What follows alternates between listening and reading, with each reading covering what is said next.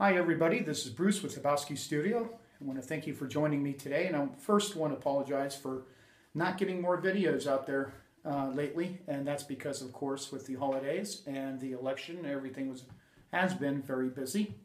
But I'm taking the time today to do a little 8x10 of some reference photo I took. I've never actually worked from a monitor screen before, so this will be kind of fun. Something I've been toying with rather than printing out the picture and that sort of thing. And today's palette's going to be burnt umber, ivory black, titanium white, ultramarine blue, phthalo blue, cad yellow medium, cad yellow pale, alizarin crimson, cad red light, and some cad orange. And I've toned, working on my usual 1/4 inch panel.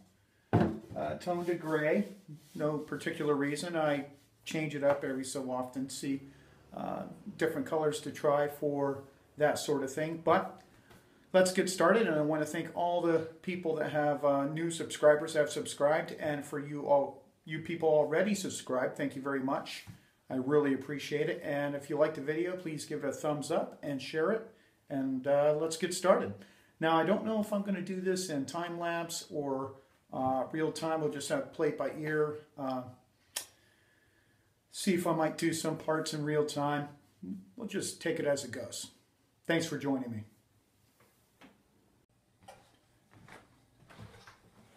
Okay, we're going to get started here. I'm going to just use part of this photo. I'm thinking of just the house and this little L stuck on there and a little bit of that. I like the shadows cast towards the building. I'll take out this. This is a little interruptive. I don't like that. And I might add some trees up here that aren't there. That's why it's a reference photo. And I'm also experimenting with some Bluetooth microphone things. So if I turn my head or something like that, people will be able to hear me, hopefully. And some parts of this are going to be like this as I'm blocking it out. And then other parts, I'll zoom in more just on the process. So what I'm going to use is a little burnt umber to sketch out, and I'm using a new brush that I bought at an art supply store in Portland, Maine. Sapphire by Robert Simmons. Very soft, round. Right out of the gate. It's the first time I'm using it. So just going to get an idea of where I might want some shapes. Just get an idea of where I want things to go. And just might talk a little bit, might not. Just getting some idea of what I want. That's why I like just blocking out. This is roughly, yeah, I'm just eyeballing this. Again, I like to do this sort of stuff to anticipate when I paint outdoors. I'm not going to really sit there too long. Certain paintings I will, but I really want to try to get my mind and my hand trying to work together to really get good at guessing ratios, and that's about half and half on both buildings there. So just gonna get some generic, somewhat placement lines. I'm not going too heavy, and just to get a feel for where the shapes are. I will measure that house is about the same as the L, and I'm actually not going to do that because I think it'll be too much of sameness. I'm going to shorten it just a bit, give it some interest. So that's what I mean about, you know, it's still going to be believable, and you just do what you want to do. It doesn't mean to take certain liberties with certain subjects, because if you're painting realistically, you obviously got to follow some rules. The rules, ooh, everyone's talking about the rules, but you know, that's, you can see the inside goes there, that goes there, this, pull that up more. A little bit of perspective.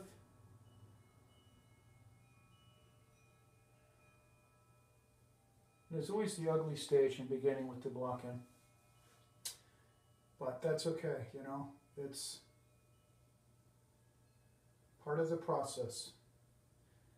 And we're seeing more of this side as we get closer here. It starts to close in on your perspective angles, so be careful when you're doing your own work to watch for that. A couple little bushes in the corner, which I like. A short, very short. The pitch is not the same pitch as this. It's starting to turn in perspective. So I got to correct that. And usually I correct it with just a little stronger burnt umber.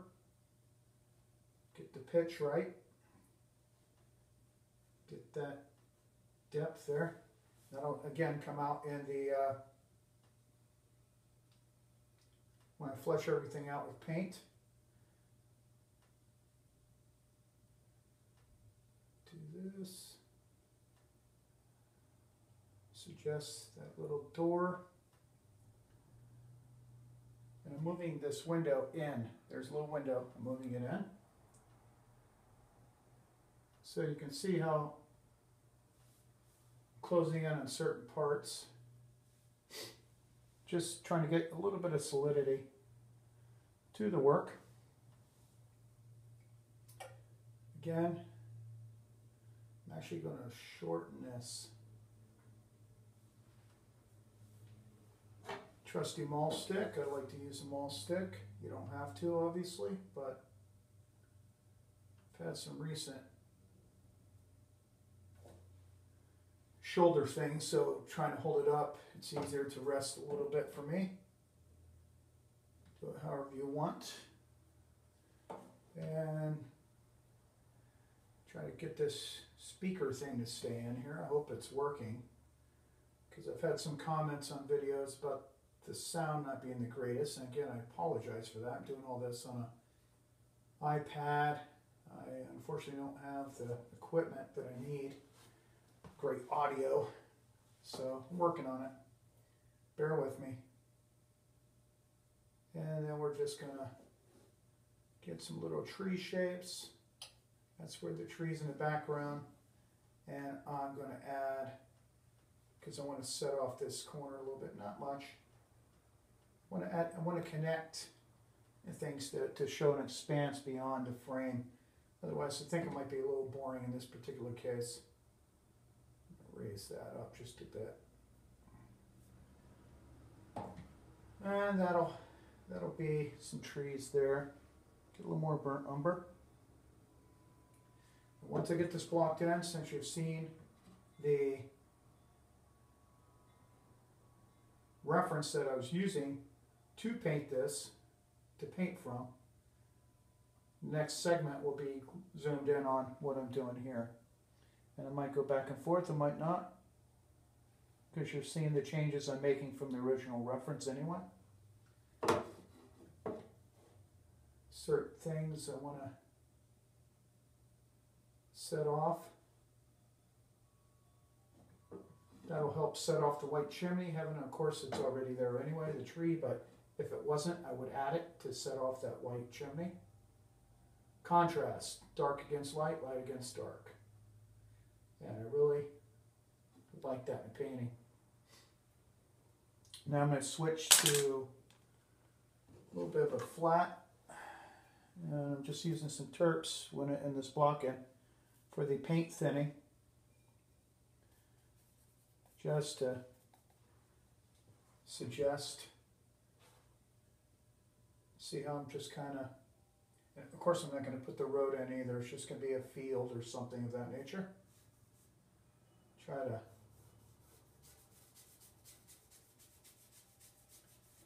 parts I don't like, I can wipe out with a paper towel. I don't want it super heavy until I have it committed to where I want it. That way if I have to wipe out, I won't have to deal with too much. And as it's coming around, if you want more, you can get more deepness in the tone. And this is the time too, you know, I'm like playing around with my strokes a little bit. Obviously this is just a block end, but you can decide when you apply your paint if you're going to do that, if you're going to follow the strokes.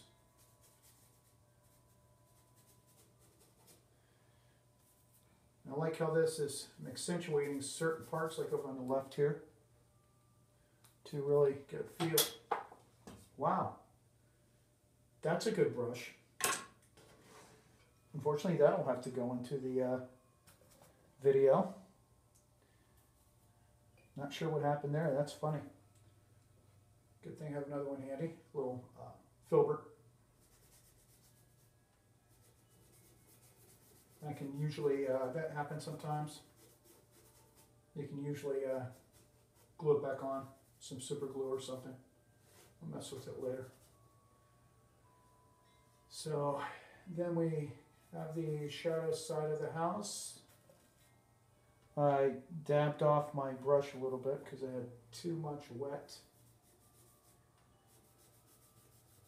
And obviously it's going to look, because it's a white house, correct, you know? It's going to look a little too heavy, but you'll see in a moment what I do about that.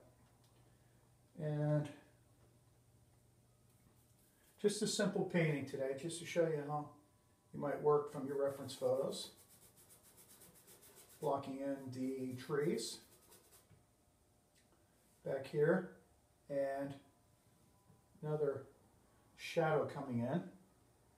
So this is really handy. This is really, it really fires you up to get going with the painting, because if you see it realized in just this tone, then you know you got something. And it's pretty special. So just cutting around that chimney, see how it's popping a little bit. It's one of my favorite things is to combine structure against organic shapes. It really is pretty exciting. So now I got some base tones, and not going too heavy in here, but that's where some windows will be. Window, actually move it over. That's where the door is going to be. And I'm going to accent this door because it's just kind of lost in there. I'll build up some things to show, yes, there's a door there. So, okay, we got a kind of a idea of what's going on here. And like I said, again, I took this out because it's too interruptive.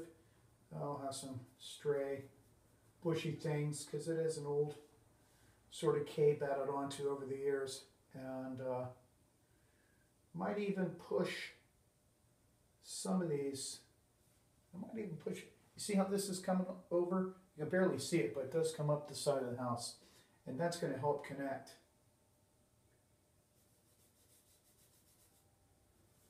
It's going to connect up the pieces, the shapes, the main shapes. And again, might look a little too harsh right now for the White House, but now I take a little, get these little packs of Kleenex, and they're kind of handy. I don't go too crazy with them because they're kind of fibrous, but it's good for, you can use a paper towel too, but I have these laying around, so just kind of buff out just on the house the darkness in the grass, because this tone is darker than the white. It's going to stay like that. And buff out this a little bit. Just, it also can give a good layer for this to set up just a bit. And there's a bit of reflected light into there too, so that's going to be fun to play with. So, darken up, excuse me, do this.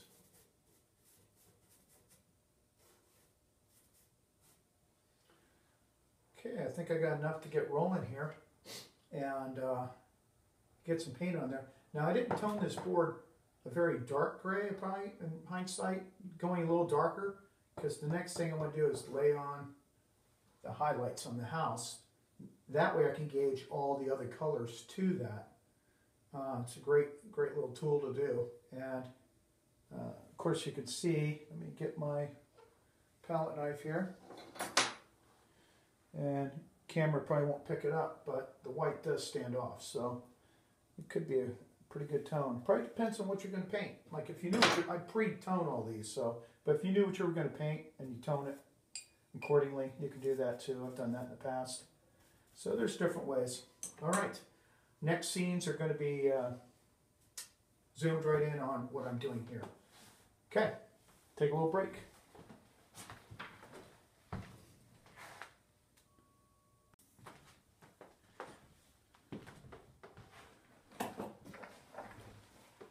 Okay, I've taken a few moments, nothing major, to see what I think about the bones of the piece, and some minor little things I'm going to do is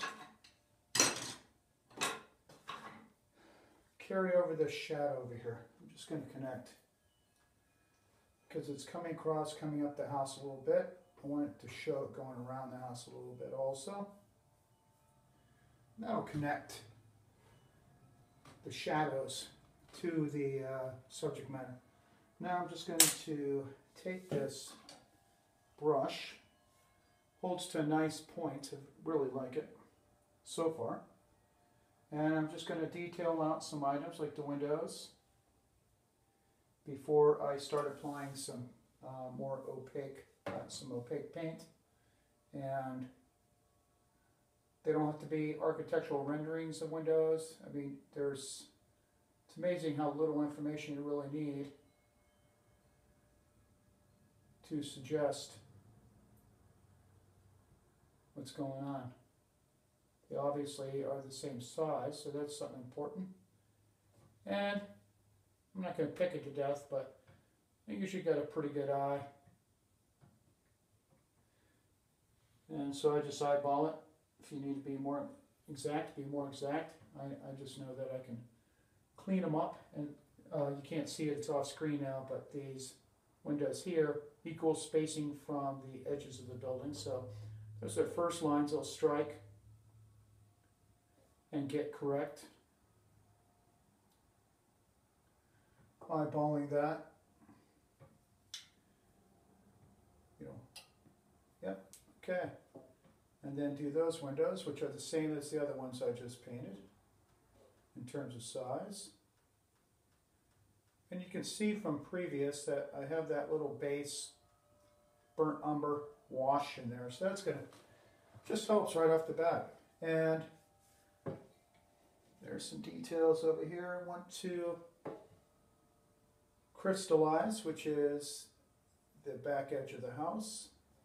The little L.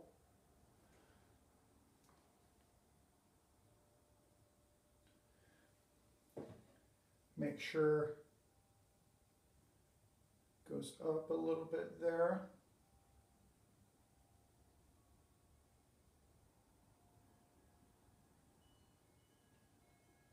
And that's what I'm seeing right there, blocking those trees back there a little bit. There we go. There's a window on the side here. Just going to put that in as a little line right now. There's also right along the edge here, which is weird. I've seen it in these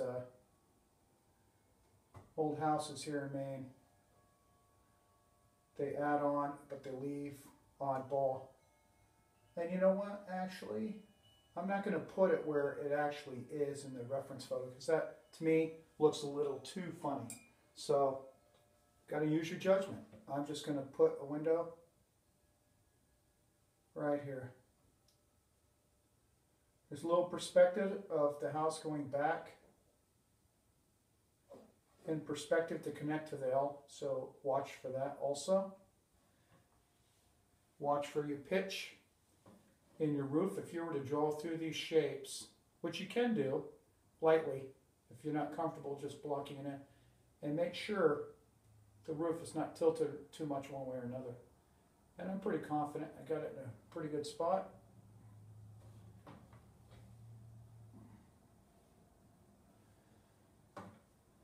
And I'm going to establish my shadow line of the roof.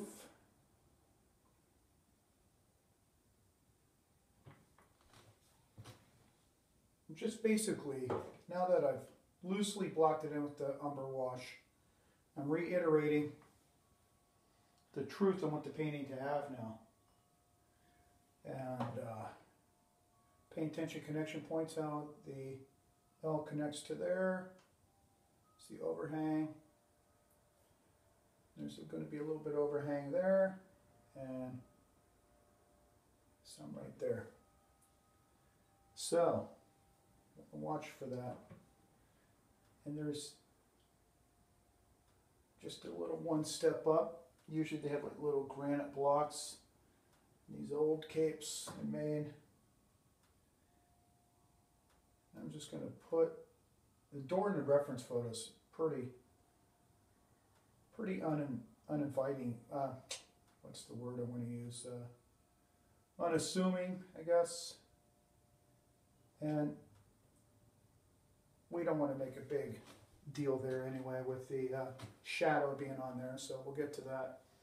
And then over here, this other little shed thing that back in the day they put on. There's a white access door right here. So it's going to give a nice chance for a baby blue shadow right there. And then the thing, it has white trim, and then you have the darker roof. So that's going to be some nice, excellent opportunity, if I do it right, to get a sense of air in the shadows. So that's going to be exciting. And I've moved a window over from the original photo to be adjacent, and just a little square 6/6, I think they call it. Whoops, I did a, there, 6/6. Okay, we're coming together now. Going to do the lights coming from the front and a little to the right there. Cast shadows from the mullions, I do believe they're called, in a window. Gives it dimension. Same here.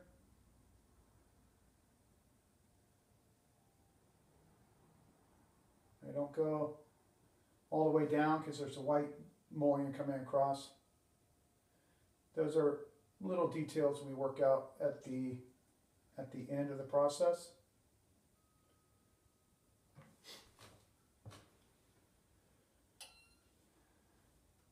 Okay. Put a few more shadows in. I've got to do the shadow on the L here. We got the underneath, the edge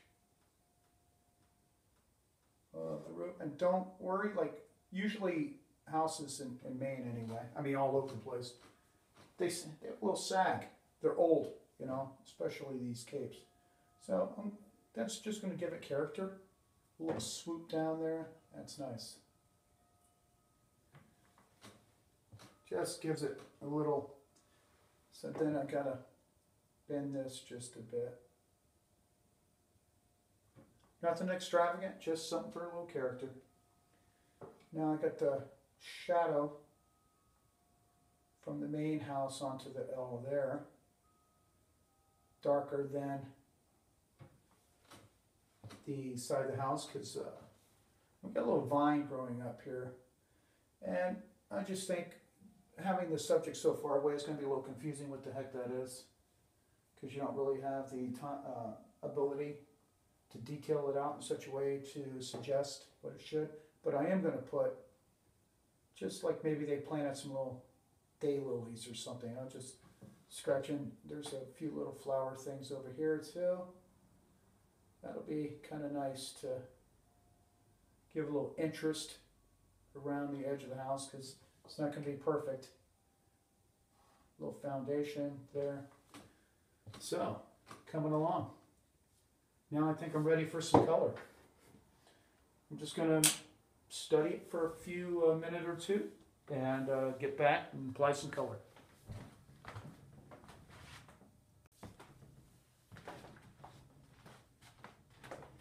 Now, as you probably noticed in the original first segment there on the beginning of the video when I showed the monitor screen. It's kind of a cloudy sky a little bit.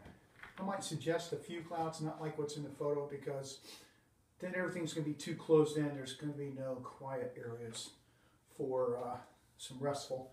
You'll have some restfulness here and, you know, the rooftops, but don't want to make it too busy. The interest is in here. So I'm going to get some color mixed up. We're going to do the, like I said, the white of the house first, and I want to leave some room for some white, and don't forget too your monitor screens. I mean, don't try to follow, unless you're excellent at taking photographs and excellent at calibrating your monitor. This is just kind of just a reference. I'm going to kind of do my own thing in parts to make it a painting, like look away from my reference and then at a certain point in the painting and make it a painting. So don't get married to the image too much. You want to give yourself room to make it artistic. So I'm mixing up some white with a touch of burnt umber. A little. So it just kills that brightness a bit. I'm going to test a little bit. I like that. I like that. Okay. Now we're going to apply some paint here. And some artists, you know, there's a lot of impressionist plein air, chunky marks. It depends on the subject matter. Like, I'm not going to put a big chunk of paint. I think it'd be too distracting. But I'm also not going to paint the shingles, the clapboard siding of the place either. I would suggest some level of painterliness and detail. So now I'm mixing in a little bit of linseed oil as my medium into the paint.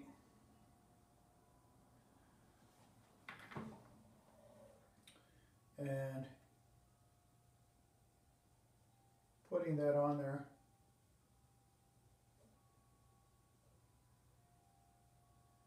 I don't want it too wet. I don't want it too dry. I'm going to step back for a minute.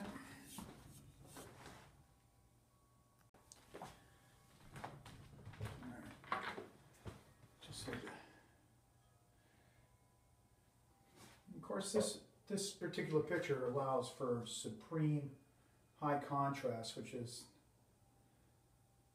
you can get to realism pretty fast. And some light, dark, dark, light, that sort of thing. Now, what I'm going to do here, even though it's not in the picture, sort of is having the shadow. I'm actually going to have it come up part of the window, cut across the window, and then come out over here, just to connect some other parts rather than have it sliced down in between the window and the door. So again, no one's going to look at the painting when you're done and go, he didn't follow every detail. You're the artist. Give it have some freedom. Just can't go crazy with perspective, you know, obviously. You can bend it, mold it to some extent to get some caricature out of your subject. But if you're looking to paint somewhat realistically, you do have some walls to stay within. So I'm going to keep reloading up. It's all going to be in shadow, cutting across the window. And I'm not too concerned about using horizontal or vertical. And I might even, you know, again, I've mentioned this in other videos that I've posted on YouTube when I'm painting. Don't just, okay, I got to fill this in with this color and just start slapping it in there. Put some on, move it around, And you probably can't pick it up on the camera, I don't know, I mean from the video, but there's bits of this gray. Just some parts are more opaque than other parts, so you can suggest weathering and that sort of thing just by not painting as heavily there. So very important to keep stuff like that in mind. Very, very good way to maximize efficiency when you're painting. Like a lot of artists, and I've done it too myself, like say I'm using, like right now, this color. And there's many parts to dance around. I'll use that color when I have it mixed up and be more efficient to get the result, which will really come in handy when you're painting outdoors. Supremely. Because you don't want to be sitting around mixing paint 24/7 when you're painting outdoors. You want to make decisions and that sort of thing. That's what I like about the outdoor painting, is it really kind of lends to my personality, and I like to be outdoors anyway, and do kayaking and little bushcraft with painting, and doing this indoors right now when it's super cold out, of course, facilitates, you know, getting the skills down. Practice, practice, practice, as they say. I might even scumble some paint, like maybe some paint's peeling in certain areas. And of course, unless you do these videos, sometimes too, I could be preaching something like leaving some areas uncovered, and then because I'm trying to shoot a video and paint at the same time, it could be a little difficult, but I wish I would have. You know what you can try to do? Let's try this. Again, no harm, no foul. I want to take out some of that thickness. Try to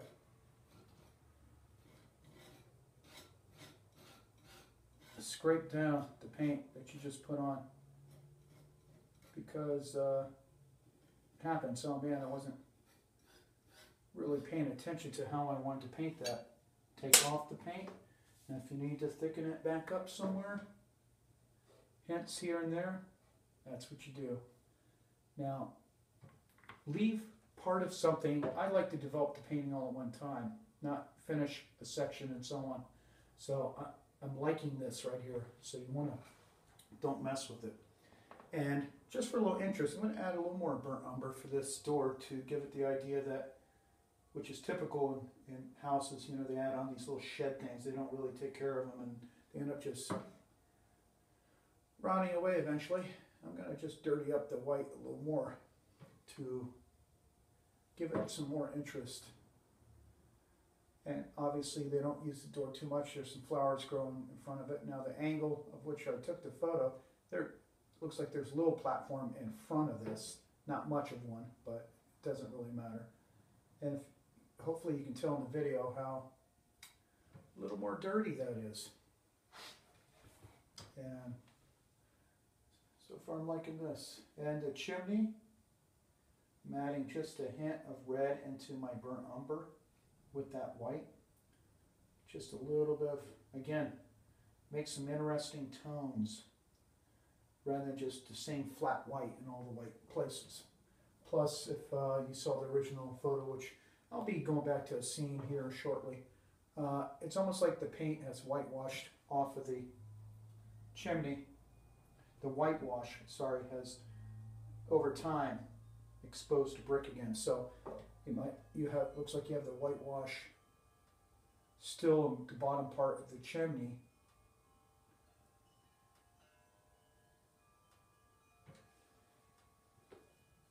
And as it climbs up,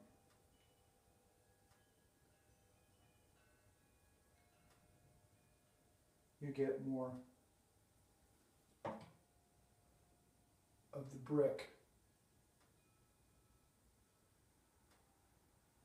And I'm just touching, feathering, like to suggest bricks coming through a little bit here and there. So it's not a strong divide. And I'm trying not to wash, if I want to use your brush again, ideally Honestly, it's a good practice. I'm too lazy to do it half the time, but to have multiples of the same size brush so you can just move along in a painting, and also that also helps with speed and efficiency of painting, but I sometimes do, sometimes don't. Okay, I'm liking that. Take a little moment to reflect on that. You know, we're not trying to beat a world record or something. We want to be nice paintings, so take a few seconds to take this in.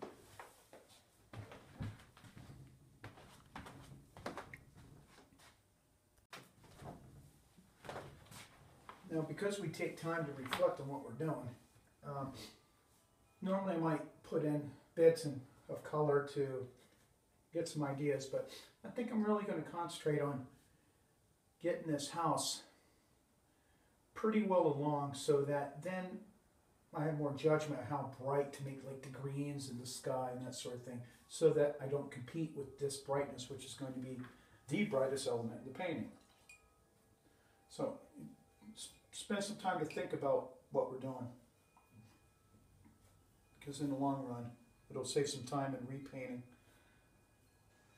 Take time to step back and look. So right now what I'm going to do is paint in the cross pieces on the windows. Those going.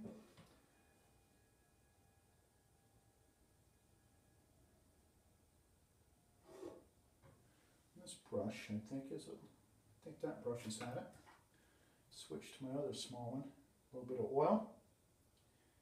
Make it a bit fluid. And then cut across. A bit more.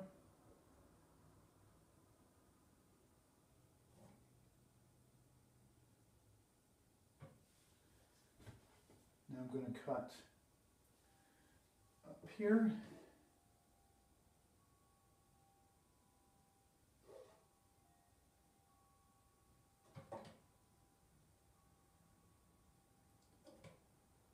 And you could have done this one of either two way, you know, work your tone in of your background of the window, or and then put in these marks here, or what I did doesn't really.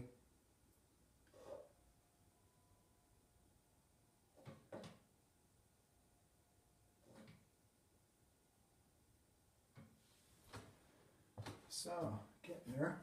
I want to get my trim around this window. Since I have that paint, like I was talking about a few minutes ago, I got the paint on my brush already. Now I'm going around finding out what I need to put that paint on. So we got the white trim around the window. And we got the white trim on the shed item in the background here. Yeah, I'm liking this. And then we got the trim on the house.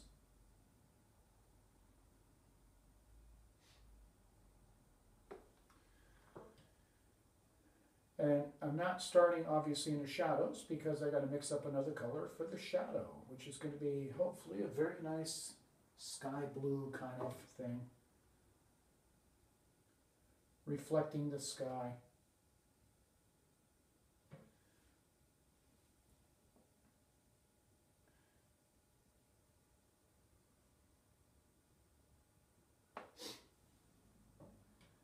We got this here. And don't forget the roof comes over the edge of the house a bit. Same here. Which I didn't do enough of. There we go. Okay. Yeah. Forgot, I gotta put in just a wee bit shadow side of the chimney. Can't forget that.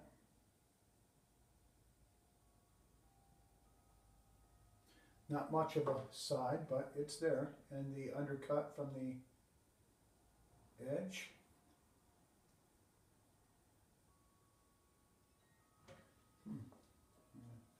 Get a little more burnt umber.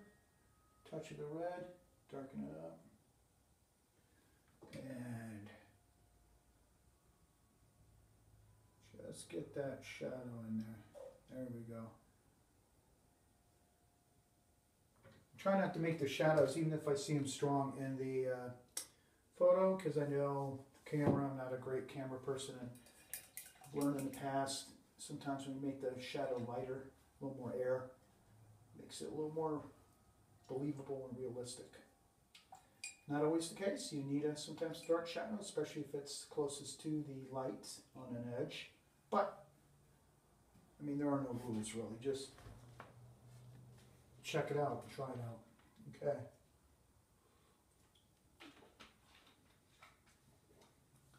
Now, I'm going to mix up the shadow on the house. Appears to be a little bit of burnt umber, a little bit of black, and I'm putting some ultramarine blue. Touch of white to lighten it a bit. Touch more umber to warm it. And I can always lighten it more, but if I make it too light and try to darken it, better scrape it out and start over. So, I hope you're enjoying this video so far. And if you are, please give it a thumbs up. From what I understand from people on YouTube, that's how other people can find my videos. It helps YouTube rank videos and all that good stuff. But just don't hit the like if you don't like it. You know, I want you to really get something out of my videos. It really means a lot to me. And I really appreciate people taking the time to watch them.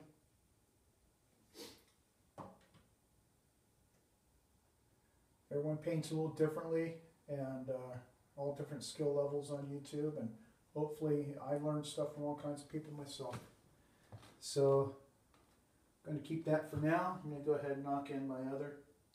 Like I said, I have the color on my brush, and this other roof is also the same color roof as the main house, so I'm going to knock in the shadow there.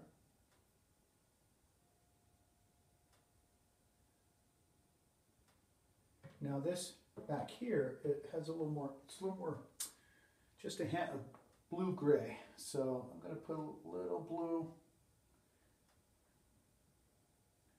for the dark little shadow I see. Make it a little more darker blue. This now gives me the opportunity to cut around the roof of the little add-on. There we go. Starting to pop. Okay.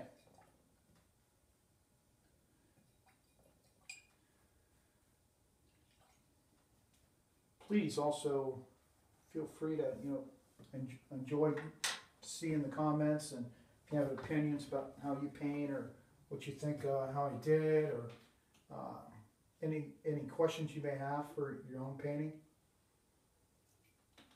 Right now I'm just going to mix up some roof colors.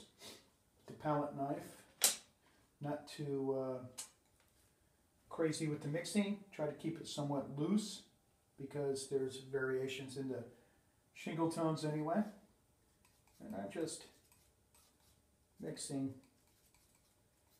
those colors together for the blue, the black, and the burnt umber. And we'll start with this shed type thing in the background. Got a little bit on the palette knife, just going to check. Yeah, it looks pretty good tone right off. You can always lighten it, don't forget. If I get within 80% of being correct, like maybe it's a little too dark, I'm okay with that because I know I can lighten it. So we don't want to get discouraged, but if you think it's too much, you can take that palette knife I just used and scrape it back off and try another attempt. But See how everything is starting to really pop. Now I'm purposely leaving bits of the gray because once I go in with other colors, potentially, it's going to allow me to suggest the shingles without having to paint them.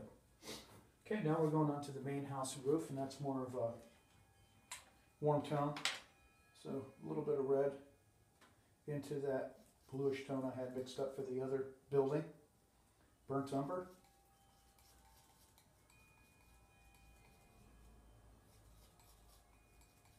Lighten it up.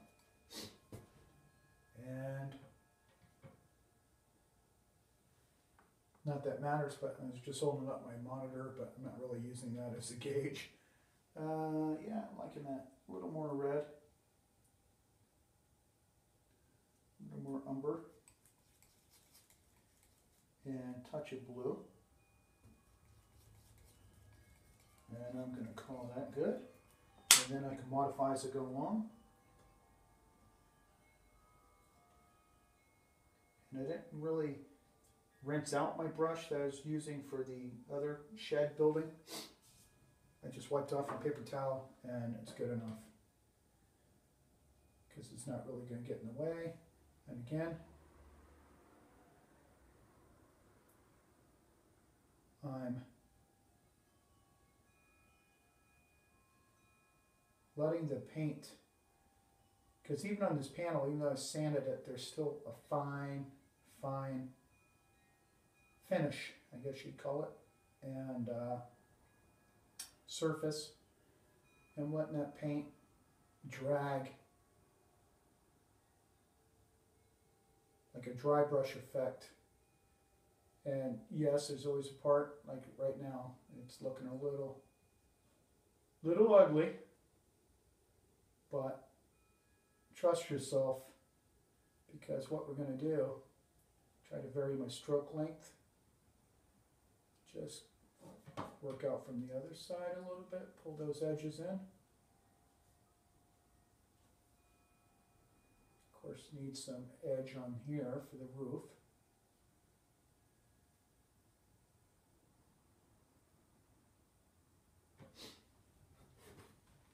And again, you see how that's automatically suggesting a lot of detail.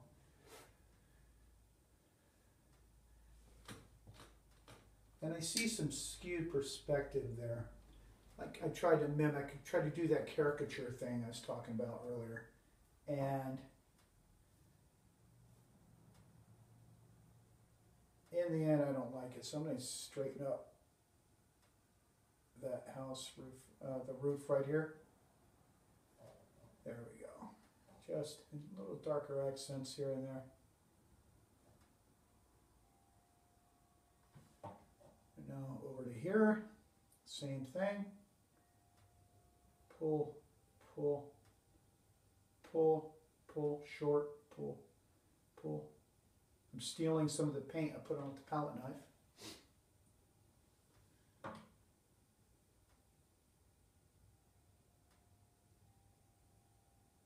Not too worried about this here. Maybe even just a few little kind of diagonal, vertical diagonals, whatever. Just paying attention as I'm putting the paint on, essentially. And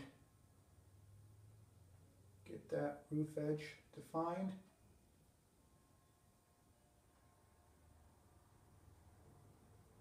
Yeah, liking that. See how that's coming along?